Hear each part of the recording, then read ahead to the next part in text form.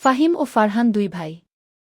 রক্তের বাঁধন, শৈশবের স্মৃতি আর একে অপরের প্রতি অটুট বিশ্বাস তাদের একত্রে বেঁধে রেখেছে। এটা ছিল একটা ছোট ছুটি, শহরের কোলাহল থেকে দূরে, প্রকৃতির মাঝে কাটানোর পরিকল্পনা। জঙ্গলের ট্রেকটা মনে হয়েছিল রোমাঞ্চকর হবে, কিন্তু প্রকৃতিরও নিজস্ব নিয়ম আছে।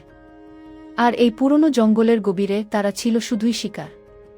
তারা যখন বুঝতে পারল পথ হারিয়েছে, তখন আকাশে অন্ধকার নেমে এসেছে। গাছের পাতা ফিসফিস করছিল, যেন কেউ কানে কানে কিছু বলছে। চারপাশটা ক্রমেই ঠান্ডা আর ভারী হয়ে উঠছিল। আমরা ওই দিক থেকে এসেছিলাম, ফারহান বলল, আঙুল তুলে দেখিয়ে। না, ফাহিম বলল, কম্পাস দেখে। ও দিকটা আরও গভীরে নিয়ে যাবে। আমাদের নদীর দিকে ফিরতে হবে গি। কিন্তু নদীর শব্দ হারিয়ে গেছে। চারপাশে নিস্তব্ধতা। তারপর তারা সেটা দেখল। সেই প্রথমবার একটা ছায়ামূর্তি গাছের ফাঁকে যেন সরে যাচ্ছে, খুব দ্রুত, খুব নিঃশব্দে। একটা বিশাল বাঘ ধীরে ধীরে গাছের আড়াল থেকে বেরিয়ে এলো। তার গায়ের রং ছিল অস্বাভাবিক ডার্ক, প্রায় কালো। চোখ দুটি যেন আলো ছড়াচ্ছে, হালকা হলুদ, অথচ ভয়ানক। পালিও না, ফাহিম ফিসফিস করে বলল। বাঘটা ঘুরছিল তাদের চারপাশে, ধীরে ধীরে, যেন একটা খেলা খেলছে। তারপর হঠাৎ করেই অদৃশ্য হয়ে গেল।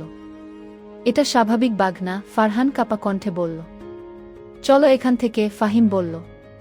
তারা হাঁটতে শুরু করল। জঙ্গল ঘন হয়ে এলো। অদ্ভুত সব প্রতীক খোদাই করা গাছের গায়ে। তারপর আবার দেখা মিলল বাঘটার।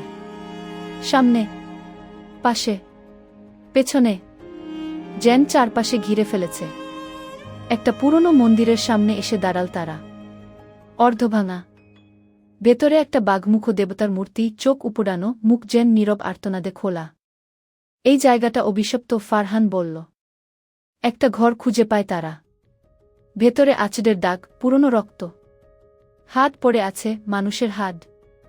আর এক পাশে লেখা, থাকো গু। এটা আমাদের আটকে রাখতে চায়, ফাহিম বলল। তারা পালাতে চেষ্টা করল। জঙ্গল যেন তাদের আটকে দিতে চায়। গাছের শিকট পায়ে পেঁচিয়ে যাচ্ছে। হাওয়াইকে যেন হেসে উঠল। বাঘটা আবার এল। এবার একেবারে সামনে।